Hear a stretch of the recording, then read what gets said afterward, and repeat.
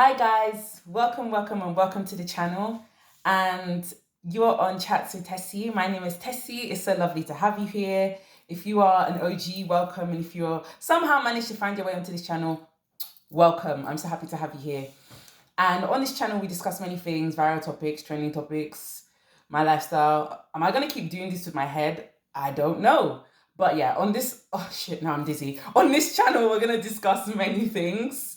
So grab yourself a glass of water or a glass of wine, or sometimes I have wine, sometimes I have water, sometimes I have tea. Grab yourself anything you want and let's have a discussion.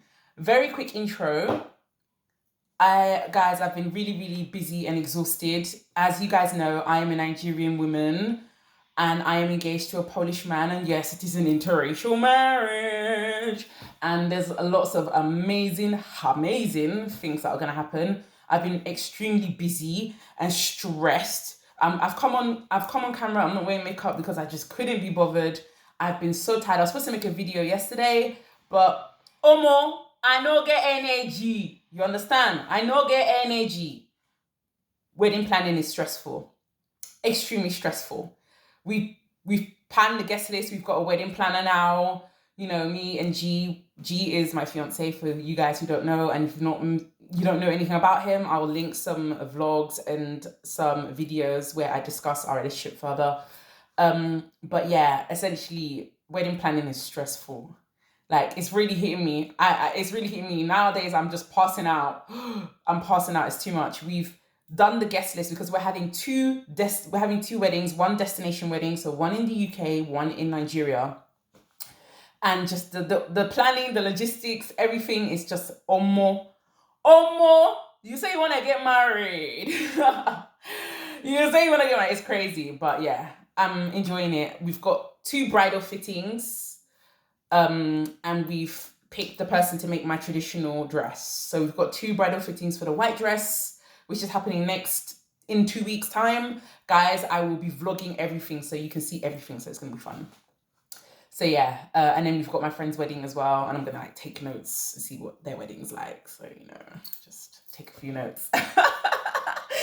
Guys. Okay, now that the intro is out of the way, let's have a discussion about social media and why you can't take social media seriously and you cannot be emotionally attached to social media. So it goes without saying, I am not emotionally attached to social media. I can get rid of any social media anytime I want. I am not emotionally attached to social media. Emotional attachment to social media brings about mental illness. And as a previous influencer, because guys, I used to have an Instagram of 22,000 followers. I deleted it because I didn't care. I deleted it because I wasn't interested.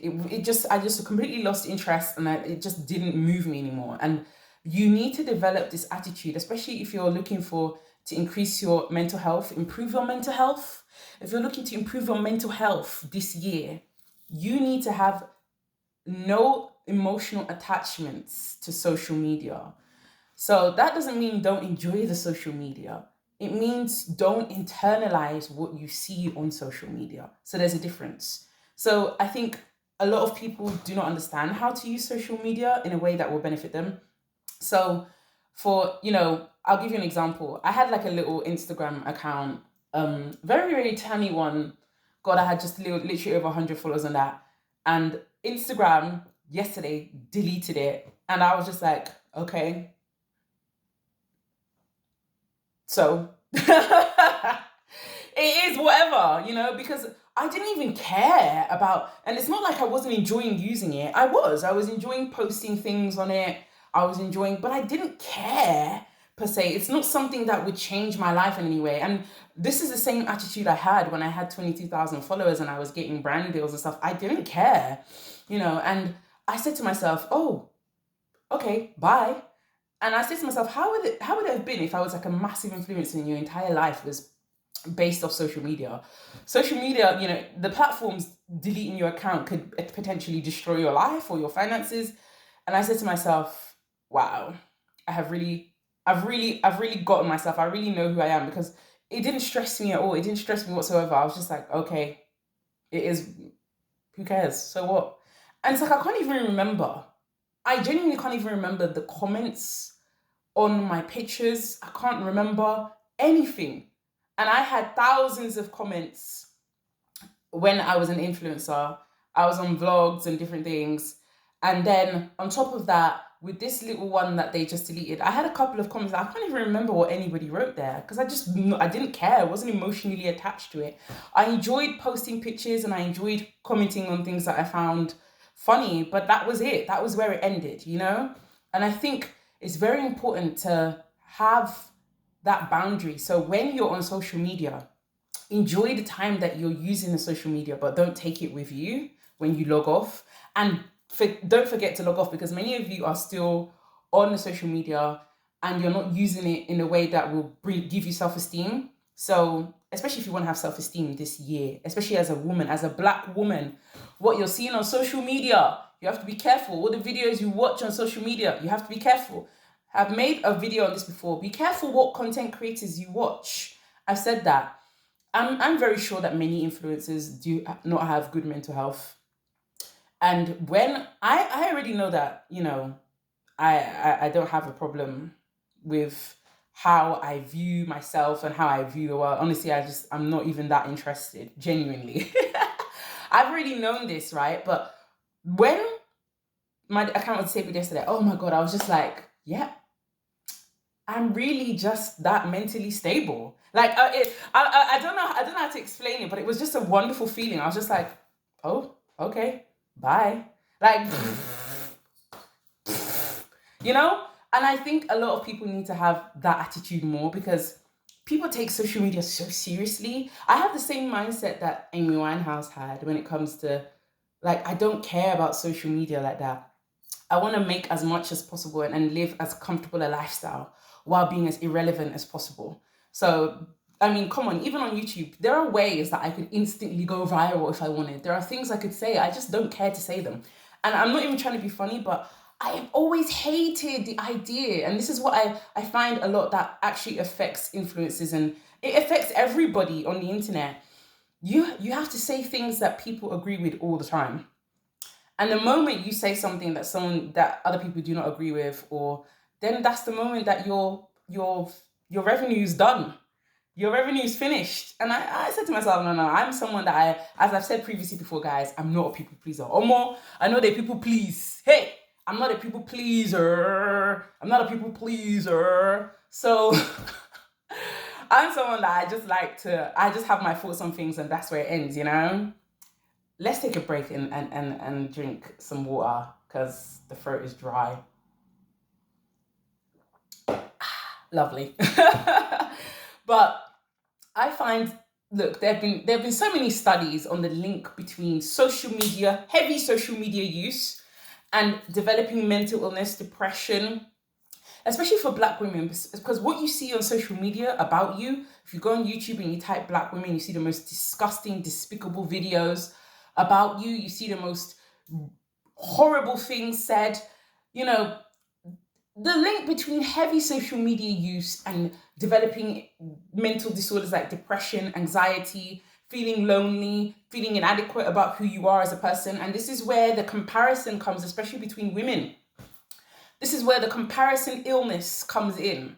Being obsessed with comparing yourself to whoever you watch or whoever you're stalking, social media stalking, because we know that a lot of you do that, you know, and then whoever you are looking at or, you know, compare all of this comparison, it comes from heavy social media use and being emotionally attached to social media. And I'm telling you, when you remove the emotional attachment to social media, you will feel so free. Like yesterday, I was supposed to upload a video and I said to myself, do you know what? I can't be doing this. I'm tired. I'm just not that in the mood. I'm not that bothered. So we'll do it today. Like, I really think that the way we use social media does not encourage self-esteem building and it does not encourage good mental health at all. It does not. We have a mental health crisis. We have a self-esteem crisis. Remember I said we're living in the CCC, crisis confidence culture, right? So should I say confidence crisis culture? Sorry, yeah. We're living in a CCC world, a confidence crisis culture world, where a lot of people are struggling with their self-esteem and their mental health. And the heavy social media use doesn't help. Now, I understand like you use social media for business. Honestly, I'm supposed to use social media for my business. I'm supposed to use social media for my business. I don't use it as much as I should. And I paid business taxes yesterday, guys, and I was just like, I was crying. I was literally crying, like just seeing. I was thinking the government did not help me make this beautiful money, and I just had to pay. I was not happy, but I paid it, and it is what it is. But I'm definitely supposed to be using social media for my business more. But I know they do that. I just can't be, I don't know what it is. I'm just not that interested. And I definitely think, right, because I remember back when back when I had an eating disorder, shall I say, many years ago, it's like a good 8 years ago, I was heavily into social media. I was heavily into what I watched, and I was heavily into social media apps, all of that stuff. And it really deeply affected me. And you think it doesn't, but it does after a while. It's like a slow creep. It creeps up on you. It creeps up on you. And I was heavily into, before I became this person that is confident within herself, because I know who I am, I know what I want, I don't have an issue with that. I'm not a confused person. I know exactly what I want and exactly who I am. And before became that person, I remember back when I used to have, issues with like body image and stuff like that. A lot of that came from what I watched. And I'm telling you, it's like this for a lot of Black women as well, and a lot of women in general, just women. It doesn't matter what race you are, even men. It's like that for a lot of people. And just stepping away and just not being so emotionally attached. I'm telling you, if you want to increase your self-esteem and your confidence and your happiness this year, remove your emotional attachment to social media and remove your reaction. So a lot of people so you see why rage bait and rage content gets so many views, because people cannot separate their emotions from their reactions. People cannot. That's why people see something immediately, they jump on it.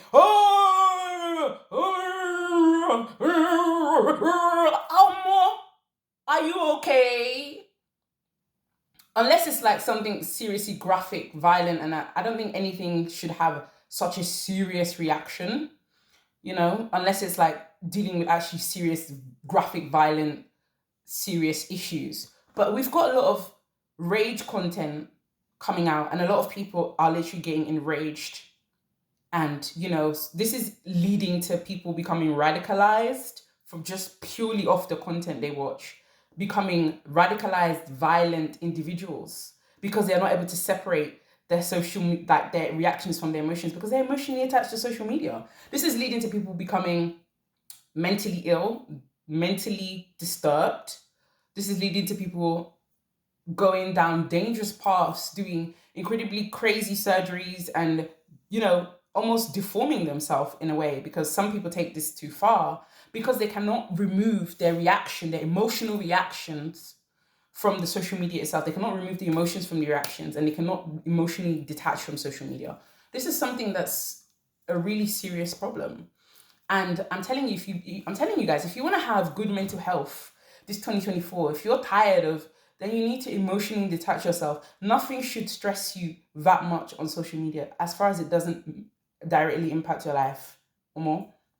Okay, that doesn't mean you shouldn't have causes and things you don't believe in. I have causes and things I believe in. I have causes I believe in, and I have, things that I enjoy watching, things that I support, things I like to visit. But it's never something that affects my emotional stability or the core of who I am. And that's something I think a lot of people need to learn. It's difficult in a world where most things are done online now. So I understand how hard that is. But this this rage content, which has now made up a lot of the internet, it's just for the fact that people cannot emotionally regulate themselves. And it's just for the fact that a lot of people are heavily into social media. Remember, we've talked about how heavy social media use increases loneliness. I'll link some studies to this video, guys. Heavy social media use increases loneliness, and then the more lonely you are, the more you use social media. So it's like a negative, everlasting circle that just keeps going on and on. the more